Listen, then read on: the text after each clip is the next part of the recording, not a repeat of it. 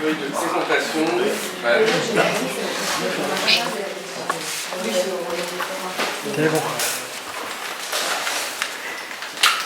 Très bien. Eh ben, bonjour à tous, encore une fois.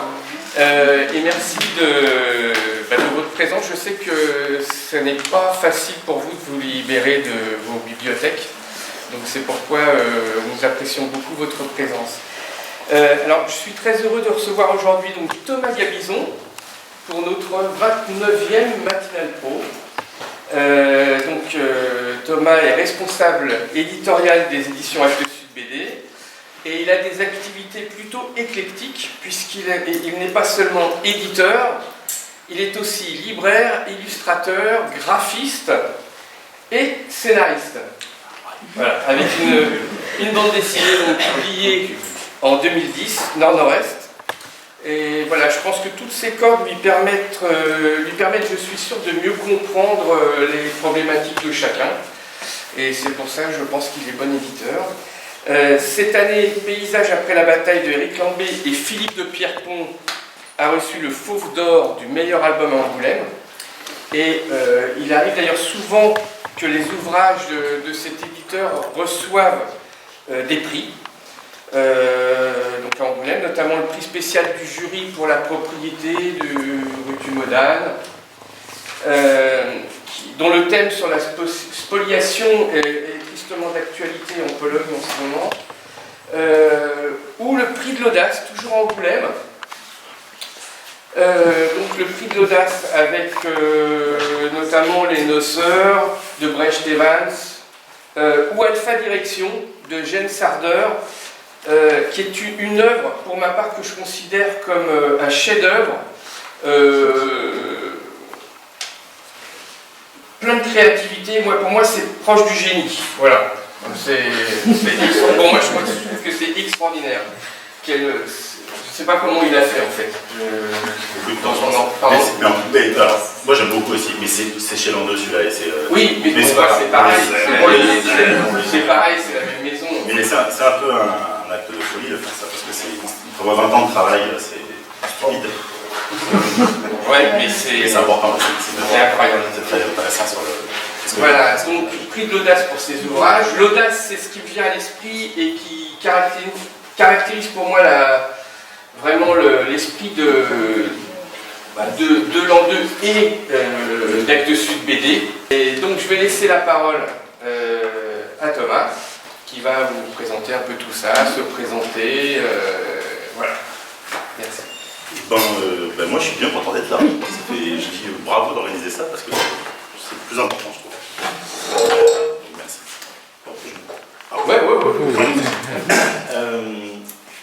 Ma maman travaillait dans un comité d'entreprise, Thomson CGR dans les années 80, je pense, avant.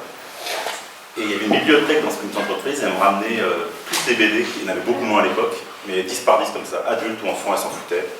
Parce qu'elle voulait que je lise, elle aimait lire et moi je lisais pas beaucoup. Du coup, elle me ramenait comme ça 10 BD par semaine et je les lisais. Et ma sœur m'a offert aussi ces BD-là quand j'étais petit. Wallace Wood et Will Elder et Jack Davis, en français, hein, à l'époque, Albin Michel avait publié ça. Et dans ça, les amis, ça forge un homme. Parce que, en fait, la BD, Enfin, moi, j'ai grandi par la BD et par l'image. On est toute une culture de l'image maintenant et de la littérature. Et la BD mêle tout ça. Et c'est des gens qui ont grandi par la bande dessinée dans les années 50, qui ont créé des bandes dessinées à leur tour et qui ont fait des petits...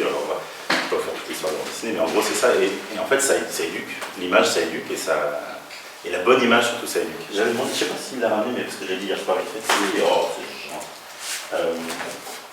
bon, il y avait Philémon et Paraquelos. Un ami de mes parents aussi me met dans les mains à 12 ans en Paraquelos. Je ne sais pas si vous avez vu ça. Mais c'est sûr, ça montre des enfants, en fait, ça montre le monde comme il est, de manière complexe. Et ça, je crois que c'est ce qu'on veut faire aussi, c'est de montrer le monde de manière complexe, rien de digéré, rien de vulgarisant en fait. Et la BD, c'est un art complexe, un art majeur, enfin, on s'en fout, mais en tout cas, c'est un art, et ça doit ouvrir les imaginaires et ouvrir le regard sur le monde, en fait, tout simplement. Et donc, c'est, je crois, une collection un peu Moi, comme l'a dit Marc, je suis libraire au départ depuis 25 ans chez Album, qui est à vendre si vous voulez racheter. Ça serait bien que ça ne change pas en HM. Et c'est vrai que on voulait créer une collection qu'on aime, quoi, on aime vendre aussi, parce que je vois bien quand je fais 3 livres, on fait 4-5 livres par an, maximum cette année 3, 4-5 livres par an, et je voyais bien qu'à la librairie, quand j'étais en face du client et qu'il avait 20 € par mois, je lui dis, oh, prends celle-là, alors celle-là elle est 99% bien, mais celle-là elle est 100%, alors prends celle-là plutôt. Donc on a décidé de faire que des livres qu'on aimait absolument avec Michel Parfenoff, mon collègue, parce que ça si c'est chouette, peut-être deux, parce qu'on fait la boute qui nous unit tous les deux. Lui il s'occupe de toute la littérature russe chez Actes Sud. Les faits de société, il a publié Svetlana Alexievitch, le prix Nobel récemment. Et il a le double de mon âge, il est sympa comme tout. Et voilà, en fait c'est une rencontre dans les bureaux d'Actes Sud. Moi je travaillais graphiste pour Actes Sud Junior en freelance. Et on s'est dit faisons une revue de bande dessinée ensemble pour Actes Sud. Et voilà comment c'est né.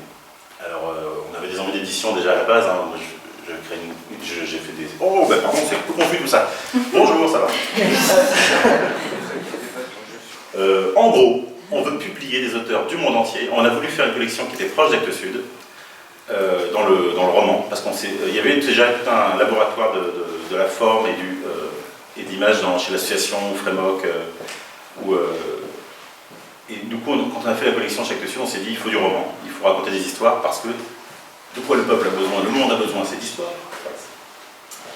Et donc on s'est dit on va utiliser tout ce qui a exploré la bande dessinée pour raconter des histoires. Et c'est vrai qu'on a commencé la collection avec Otto Modane, qui a gagné le prix à Angoulême il y a quelques années, qui est en train de faire un nouveau livre, une merveille.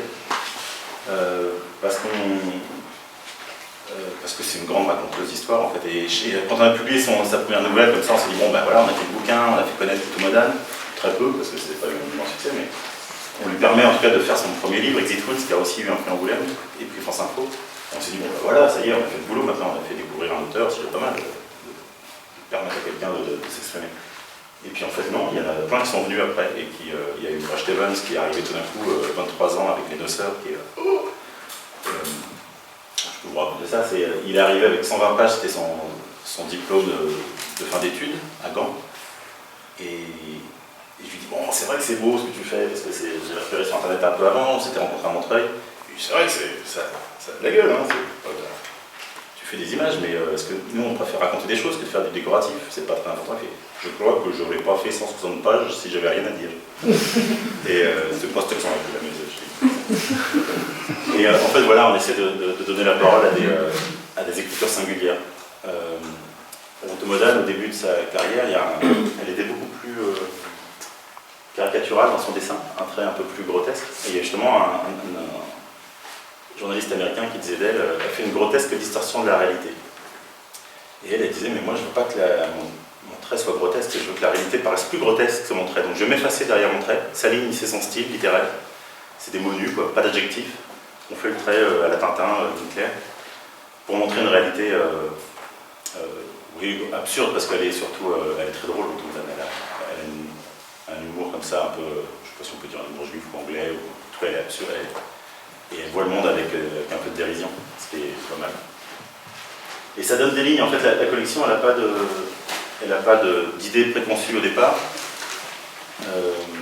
Chaque livre est une sorte de brique qu'on va avoir, et chaque nouveau livre est une nouvelle brique à la maison qu'on veut construire. Une grande baraque. On s'est dit aussi que quand il y avait des ouvrages, on veut s'adresser aux adultes, on essaie d'avoir un regard adulte sur le monde. Mais quand les adultes s'adressent aux enfants de manière aussi complexe qu'ils s'adressent aux adultes, par exemple pour Marc-Anne Stamati, qui fait un bouquin dans les 70 un peu succès aux États-Unis, mais complètement passé inaperçu en France, on s'est dit qu'on avait publié de temps en temps des livres jeunesse. Alors personne n'y comprend rien, parce qu'il marque Actes Sud BD, il dit mais c'est pour les enfants, et donc on les casse, on ne comprend rien du tout. Mais c'est pour les enfants. C'est un enfant qui va chasser les donuts, et c'est une merveille ce livre, je vous conseille vivement. Et on part aussi, effectivement, comme la France est France, Japon, États-Unis, c'est les endroits les plus centraux pour la bande dessinée, on va dire. On a cette chance-là que tout le monde entier vient nous voir et nous montre leurs choses et nous invite. Là, à Taïwan, ils ont plein d'argent, ils invitent tout le monde en fait pour comprendre, pour apprendre. Et en plus de manière très généreuse, hein, c'est pas du tout. Enfin, on a publié un auteur chinois qui s'appelle Dr. Kyung, qui est pas là. Ils sont 3 à faire de la BD indépendante à Hong Kong dans les années 2000. Et je leur dis, mais comment vous faites? On est 3, ils sont 2 milliards à pas vouloir qu'on en fasse, mais on fait quand même. Et on est censuré de manière. On n'a pas le droit de parler de la liberté sexuelle, oui, de la liberté du sexe en fait, et de la révolution culturelle. Je dis, comment vous faites? On fait quand même. Parce que la BD, il y a ça aussi, c'est un peu transgressif. C'est très facile, on est chez soi, on fait son truc, on publie. Ça coûte pas cher, on peut publier. Enfin, ça coûte pas très cher de faire un livre. Et personne ne sait la lire, donc ça c'est chouette. Parce qu'ils peuvent dire. En Yougoslavie, on m'a raconté qu'ils préfèrent interdire la BD plutôt qu'au cas où. Quoi. Commencez pas à la lire au cas où on va l'interdire. Dans les années 50-60. Après, c'est revenu un peu. Donc il y a un nombre de pays, même en Russie, où il y a eu une culture de l'image phénoménale. Hein, ils ont tout inventé. Et puis il y a eu un choc politique qui a fait qu'il n'y avait plus de créateurs, en tout cas en bande dessinée. Et donc ça revient en Chine, en Roumanie, en Croatie. On a publié Miroslav Sekulic, qui est enfin, je ne sais pas si vous avez vu ça, mais c'est somptueux, moi, de voir ça. Il utilise l'image que j'avais, fils de Coco, j'avais des images d'Europe de l'Est chez moi tout le temps. Et l'imaginaire des naïfs de l'Europe de l'Est, et il en fait quelque chose pour parler de l'Europe du XXe siècle. C'est sublime, il invente des cadrages. Enfin, vraiment, quand je dis sublime, c'est qu'il y a une appropriation du médium, et il en fait quelque chose de complètement neuf qui me. Et pourtant, je connais pas mal de choses, hein, mais ça me subjugue. Enfin, c'est assez passionnant. Chaque planche qu'il m'amène, c'est à chaque fois une nouveauté. Et toujours au service de l'histoire. Ça, c'est une petite gimmick qu'on a trouvé récemment. Tout ce qu'on fait, c'est au service de l'histoire. Il n'y a rien de gratuit ou de décoratif. On essaye aussi de réfléchir à ce que c'est que la bande dessinée documentaire. Je pourrais être très critique, mais je suis anti, il fait beau, il y a du soleil, sur tout ce qui se fait aujourd'hui de BD vulgarisatrice. Et vraiment, ça me fait gerber parce que c'est. Oh, je suis critique. C'est pas beau. Parce que pour moi, ce qui se passe en ce moment avec la bande dessinée qui se veut documentaire, qui remplit les rayons et qui se vend beaucoup plus, en fait, ça je m'en fous, ils font ce qu'ils veulent, mais ça se vend énormément, beaucoup plus que ce qui est caché derrière, ce qui est, à mon avis, un peu plus intéressant. Pose des mauvaises questions. Il nous manque beaucoup de critiques en bande dessinée. On n'a pas de médium. Ça commence à venir. Il y a Atom, la revue japonaise sur le manga, qui était vachement intéressante. Il y a les cahiers de la bande dessinée qui vont ressortir aussi. Mais on manque d'espace critique. Il y avait Kaboom qui était vachement bien. On n'a pas de regard, parce que le travail qu'a fait le cinéma et le théâtre, finalement, et la littérature, on ne le fait pas en bande dessinée. Et du coup, tout passe comme ça. Moi, je refuse, je reçois un projet par jour à peu près, j'en refuse un par jour. On en fait très peu. Et souvent, la plupart du temps, ils sont édités 6 mois plus tard ailleurs. Il n'y a pas de. On ne dit pas ça pour se lancer des fleurs ou quoi que ce soit, qu'on fait gros boulot. Mais c'est qu'il manque cette exigence-là, en fait. Alors, c'est lié aussi à beaucoup de choses. C'est qu'il n'y a plus de revues de publication de magazines. On publie directement en livre. Donc, ça. Il n'y a pas l'expérimentation, en fait. On jette dans la fosse aux gens. Et souvent, les auteurs. C'est ce qui nous arrive même. Enfin, bon.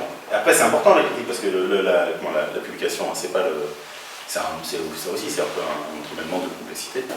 Mais il y a beaucoup d'auteurs qui publient un premier livre et 6 mois plus tard, ou 2 ans plus tard, ils arrivent en librairie avec un nouveau livre un peu plus intéressant, mais les libraires disent bon, bah, ça on l'a pas vendu, on ne prend pas. Et donc c'est quelque chose. Eux auraient progressé, ils auraient dû faire du fanzine, ils auraient dû faire du laboratoire, mais en fait non, ils ont publié tout de suite.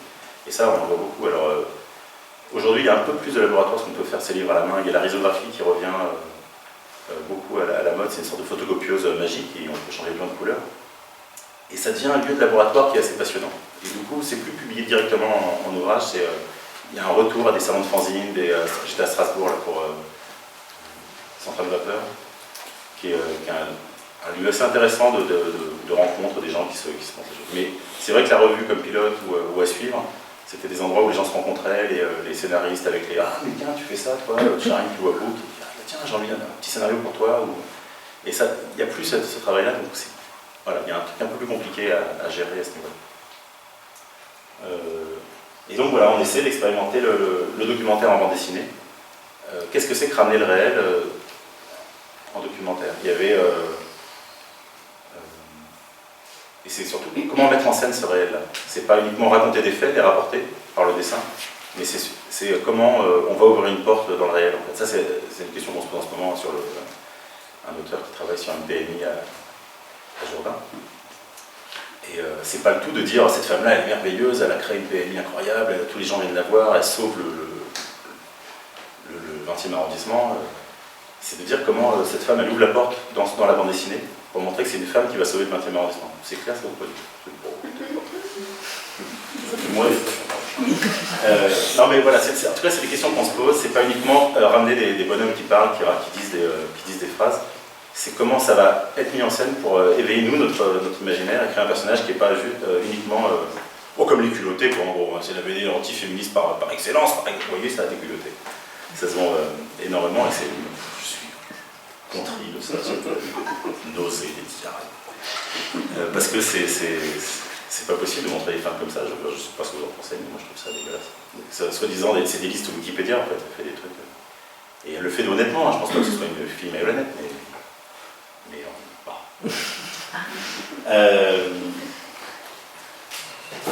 et par exemple, Demain, qui était un travail sur. Laurent Maffre avait fait avant une adaptation de L'homme qui s'évada de Albert Land, qui montrait la condition de l'homme et face à l'administration française aussi, à Cayenne, dans le Nord. Et il est historien, il a fait un débat d'histoire, et puis dessinateur, il est prof de design aussi, il a un parcours assez marrant. Et il se posait la question de l'histoire contemporaine. Il avait été invité à Djibouti, et là il voit les bidonvilles à Djibouti, il avait commencé 2 pages pour une revue qui s'appelait International en Italie. Et ça l'a donné envie de travailler sur le bidonville, et il avait découvert, je ne savais pas vraiment que ça existait. Ah, ils étaient sur le côté. Ah, merci. Il avait découvert les bidonvilles à Nanterre, il a été rencontrer les gens, et puis une vraie enquête de journaliste en fait. Hein. Il a fait un travail de presque 1 an préparatoire. Et puis ils ont accepté les gens du bidonville parce qu'ils font un repas tous les ans. De lui présenter Monique Hervaux, qui est une femme assez formidable, qui a travaillé 12 ans avec les gens dans le bidonville dans les années 60, qui les a enregistrés. Elle a acheté un premier Nagra pour enregistrer en disant ce bidonville-là, il va disparaître, et il n'y a pas de mémoire de cette ville qui n'existera plus bientôt. Donc elle a enregistré tout le monde, elle a même acheté un truc d'espion qui est caché sous le bras comme ça, c'est un fil de nylon qui est enregistré. Et voilà, et l'histoire c'était de dire on va chercher des papiers, on va chercher un logement, on va essayer de s'inscrire dans le monde français qui nous a apporté.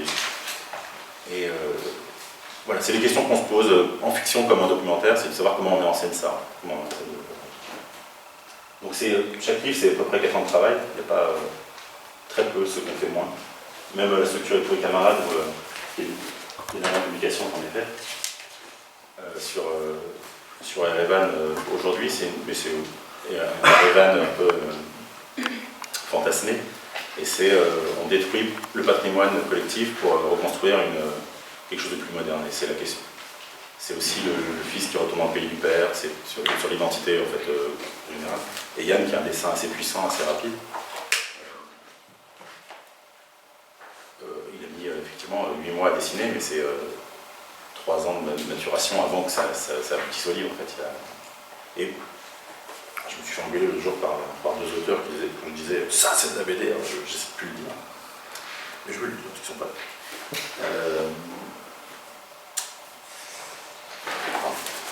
Donc c'est une promenade dans Erevan aujourd'hui, du fils de l'architecte, qui est un fils à papa, qui montre comment on va détruire toute la ville pour tout reconstruire. Il en est très fier. Et petit à petit, il va comprendre un peu que... Il va comprendre.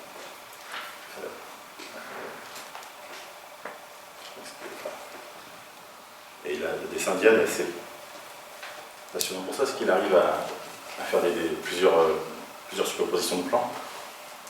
Et on voit de temps en temps apparaître des SDF accrochés aux pattes des personnages, des sortes de fantômes comme ça, des fantômes du peuple qui s'accrochent au basque du héros. Et on a une page comme ça, donc c'est de la BD, hein, c'est de la séquence, la bande dessinée, c'est de la texte et dessin qui racontent l'histoire en même temps, c'est de la séquence. Souvent, on se beaucoup de projets en ce moment où c'est un texte illustré. Et Et non, en fait, c'est pas de la BD, ça, le texte illustré, c'est super, mais c'est pas de la bande dessinée. La bande dessinée, c'est vraiment le rapport, et c'est déjà très complexe à travailler, donc on est vraiment là-dedans. La séquence du dessin qui raconte. Par rapport au cinéma ou au théâtre, c'est le seul moment où le lecteur a le temps de l'image. Au cinéma, on a le temps du réalisateur. Le film dure 1h30, 2h40, 7h. C'est le temps du réalisateur. Là, on prend son temps à soi. Donc c'est au metteur en scène de donner le temps, en fait, de dire tiens, je vais mettre plus de détails, arrête-toi. Souvent, on se rend compte que mettre du texte, ça arrête l'œil sur l'image, parce que sinon, on balaye un peu comme ça le récit. Et dès qu'il y a un texte à lire, hop, ça arrête l'œil sur l'image. Du coup, on essaie de jouer comme ça avec la narration et votre temps à vous, pour pas perdre votre temps. Donc, il s'accroche aux bases comme ça, gros plan. Bam, il a juste à descendre la tête, et après, il part la tête à l'envers. Mais ça, moi, je dis que ça invente la bande dessinée encore. Ça paraît pas grand-chose, mais quand on lit, il y a une telle fluidité, une telle logique à dire les choses comme ça, que moi, je trouve que c'est ça de la BD. Et donc cette mise en scène-là, parce qu'on peut effectivement, on peut tout raconter. Hein, que ce soit je dis souvent, là, si on parle d'Auschwitz, parce qu'on va sortir une BD sur un peu compliqué. Non, pas sur Auschwitz, sur ça pose la question de montrer, est-ce qu'on peut le montrer ou pas. Bon.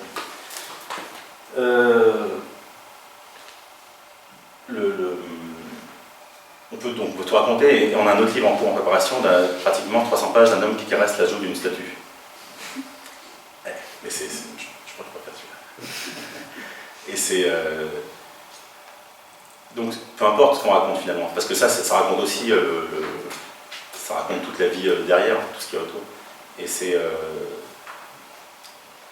Donc il ne faut pas que ce soit des sujets, c'est la mise en scène qui... Mais c'est comme tout, moi j'ai l'impression d'apprendre de faire un cours de maths, mais en fait non, vous savez très bien tout ça. Moi je vais vous présenter les bouquins. Non, c'est très bien, parce que c'est une autre vue sur la bande dessinée qu'on n'entend jamais. En fait. Donc au contraire, continue. C'est... Voilà, c'est comme au théâtre, quoi. Je dis, c'est comme on met en scène, comme on dit Molière, quoi. Il y a 1 milliard de versions de mise en scène de Molière, mais il y en a une ou deux, enfin quelques-unes qui vont être superbes. J'en ai vu une, les femmes savantes, je vous conseille, à la télé des années 80, d'un comédien de la comédie française qui a mis en scène des femmes savantes, qui est censée être une comédie ou du burlesque. Il a fait ce son ultra dramatique comme ça, avec un dirigeable qui vole de temps en temps, qui est de la silence comme ça, qui vole. Oh, qu'est-ce que j'ai été ému pour les femmes savantes. En fait, on essaie de chercher ça, en fait, de créer des... Ah oui, alors, autre chose que je peux vous dire aussi, on fait je me suis rendu compte récemment qu'on fait une BD de personnages. C'est pas la BD d'atmosphère ou même oui, par exemple, vous connaissez Malheur chez l'association je trouve qu'il ne fait pas une BD de personnage, il fait une BD de dialogue, mais son personnage c'est une petite esquisse comme ça, vite fait, et il n'y a pas d'incarnation dans le personnage, c'est juste et c'est super, j'adore. Ou alors des gens chez Frémoc qui font des paysages comme ça qui évoluent, et que c'est de la BD aussi, ça évolue, ça a une structure comme ça qui va nous emmener quelque part. Et donc nous on fait plutôt ça lie peut-être aussi au roman que je vous disais au début sur le romanesque des choses. C'est une BD de personnages, on fait en sorte que ces personnages-là soient des comédiens. En ce moment on se dit tiens, c'est bien si au début de l'histoire, le personnage met son costume, il a un volume, on choisit un acteur, on lui donne un volume, et après il va s'exprimer, il va aller marcher comme ça. C'est ce que Camille Jean dit par exemple dans son nouveau livre. Elle disait j'ai envie de faire une histoire de 2 sœurs, j'aimerais bien ça. Donc elle va dessiner 2 sœurs comme ça, les chercher, elle les fait dialoguer, converser. Bon, je pense que je vais pas le montrer. Elle va photographier des sœurs dans la rue comme ça, comment elles s'expriment, c'est quoi leur rapport. Et une fois qu'elle les a vraiment, qu'elle les maîtrise, qu'elle les fait, on est à l'écoute, ils ont une histoire à raconter et ça va venir petit à petit. Et on va commencer l'histoire. C'est une méthode d'écriture, hein, c'est pas magique, mais en tout cas on se rend compte que le point commun entre tous les personnes, tous les auteurs avec qui on travaille, c'est un peu ça. Ils sont tous dans cette quête-là du personnage, de l'acteur Et ce qui est plus difficile qu'un vrai casting parce qu'il maîtrise tout. Hein. Il y a un truc aussi très joli d'Éric Lambé.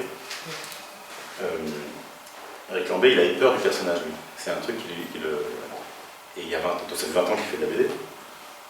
Et du coup, il a dessiné tous de dos. Il y a quelque chose comme ça dans le... Il disait, mais je n'arrive pas à mettre un visage sur toujours le même pendant toute une BD, c'est compliqué. Donc il est d'un problème personnel avec le comédien, il dessine de dos. Quand il se retourne, moi je trouve que ça...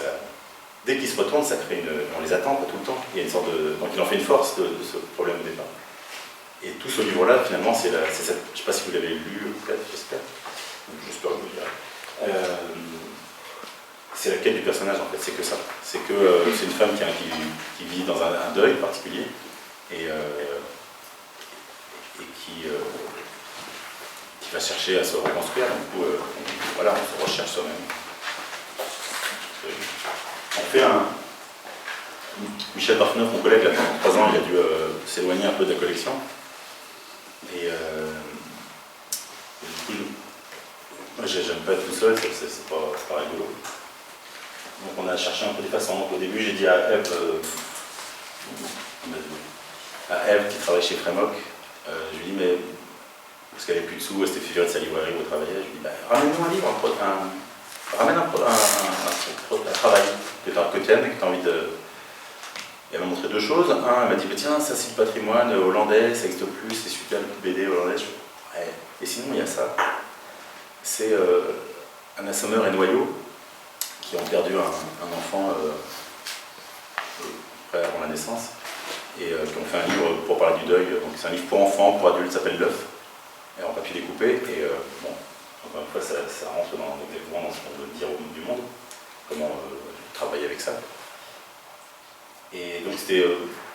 on a commencé comme ça à travailler, puis on s'est dit, bah tiens, avec Frémoc, Eve travaillait chez Frémoc, les éditions belges, vraiment laboratoire expérimental, fondamental, important pour la BD en général. Et ensuite, faisons de la coproduction, travaillons ensemble. On l'a fait avec Frémoc. Jean-Christophe Menu aussi, qui avait des soucis avec sa collection, il avait un bouquin qu'il voulait absolument publier. Je dis, viens le faire chez nous. Vous voyez, on essaie comme ça de faire un truc... on s'en fout de la marque, c'est surtout faire des livres. Ça se rend compte qu'on essaie de faire des choses aussi. Bon, il y a énormément de cours comme ça qui vont arriver. Tu peux nous parler de BD justement dans le Nord-Est? C'est difficile? Non, pas du tout. L'histoire de Comment c'est BD, oui. C'est Gilles Tefsin, qui est mon vieux copain, qui est du Perret, en école, et qui avait fait une bande dessinée qui s'appelle Un taxi nommé Nadir, avec Romain, un copain qui fait une BD documentaire sur un Romain avec une étude du cinéma. Et puis ils avaient filmé un taxi une nuit. Nadir qui raconte, c'est une sorte de voyeur comme ça, qui raconte ses nuits dans Paris. Et on avait publié 12 pages dans la revue Short, on avait commencé comme ça à chercher dans la première revue qu'on a publiée. Et on s'est dit, bon, on s'installe à l'arrière du taxi, et on raconte comme ça, on voit Paris défiler derrière les fenêtres. Et bon, ça avait commencé un truc de... On s'est dit, il y a quelque chose comme, par rapport au documentaire, par rapport à tout ça. C'était poser les questions en tout cas, avec le texte en dessous, toujours, il n'y a pas de bulle, Gilles ne fait pas de bulle, donc le texte en dessous, une voix, donc la voix, qu'est-ce qui parle, on ne sait plus, ça peut permettre des choses. Bon, on avait cherché. Et puis, Gilles avait commencé 3 pages de BD en voulant le faire avec sa femme. On avait fini Nadir, et puis il avait commencé 3 pages de BD, puis sa femme avait arrêté. Il m'a dit, fais la suite. Donc c'était un gars dans une maison de sa grand-mère. Et on a la même amour pour le cinéma un peu libre des années 70-80, Jacques Rosier, Alain Cavalier ou des Pascal Thomas, des gens comme ça. Et on s'est dit, faisons une BD comme ça, qu'on improvise. C'est un gars qui est dans la maison de sa grand-mère. Au début c'était sa grand-mère, puis finalement on a enlevé le côté familial, on ne voulait plus. Et ils arrivent à Paris, ils vont Gare du Nord, on fait des photos, j'ai travaillé après photos, on fait 2000 photos, qu'est-ce qu'on fait quand on va à Gare du Nord? Alors tiens, on va manger des boules frites, puis on rencontre un tel, qu'est-ce qu'on fait? Puis, donc voilà, on a essayé de faire une sorte de BD comme ça, libre. Et en fait, je peux en parler dans le sens du scénario, c'est pas de scénario, c'est juste une promenade, un road movie. Et puis après, on est revenu en arrière, on a fait comment ils vont à Paris, la vieille et le petit-fils. en se laissant aller au fil des rencontres, on passe de la campagne à Paris et puis on finit en banlieue. Et j'avais pris des petites notes toute ma vie, quoi, sur dans le métro, dans le bus, des gens qui disent apparemment ils vont construire un Auchan ou un Leclerc. J'aimerais bien que ce soit un Auchan quand même. Et bon, voilà, ça c'est noté dedans. Ou alors on va prendre nos papiers le matin à 5h du matin, ou aller faire la queue dans la préfecture pour avoir nos papiers. Et puis c'est mon copain Azim qui m'a raconté ça. Puis Tariq qui dit bah oui, ils font même la soupe. Il y a des gens maintenant qui ont créé un marché devant cette file d'attente. Vu qu'il y a des gens qui attendent, il y a des gens qui viennent faire des commerces, qui vont faire une soupe pour les gens et leur vendre. Ça, il y en a qui vendent des tickets, qui attendent pour d'autres, qui vendent la place. Tout ça, voilà, on disait comment on peut raconter ça. Et cette histoire de photo, comme ça nous a permis de comprendre que chaque espace a une voilà, ici on est là, comme ça, il y a une salle, comme ça, je suis devant vous, voilà, donc il y a une façon de parler, de s'exprimer. Comment on met en scène ça? C'est pareil, dans une voiture, là dans le train par exemple, on est vertical comme ça, on est face au contrôleur, on est serré côte à côte, en même temps il parle de responsabilité, ou alors on est plus ample quand on est face à face, ou côte à côte c'est la mère et la fille, enfin les deux mères on les appelle, qui parlent entre elles, ou alors dans la voiture on est plus serré, plus confiné, on va avoir une autre discussion, un autre rapport au monde, donc voilà, c'est une sorte pareil pour nous aussi, de laboratoire. On a fait ça il y a 5 ans et j'ai appris plein de trucs, donc maintenant je peux le dire aussi aux auteurs quand on travaille ensemble. Et en gros, voilà, c'est comment le corps se déplace dans quel espace. Voilà. Tout ça, ça fait partie de la base commune qu'on a tous, que ça nous dit des choses. Et peu importe ce qu'on raconte, c'est ça que nous, on recherche dans la collection. Super, Thomas, en tout cas, c'était vraiment... Moi, je suis ravi. Vraiment intéressant. Voilà, c'est une autre vue sur la bande dessinée et plus en profondeur. Et je trouvais ça très intéressant. Ok Thomas, merci. Merci beaucoup.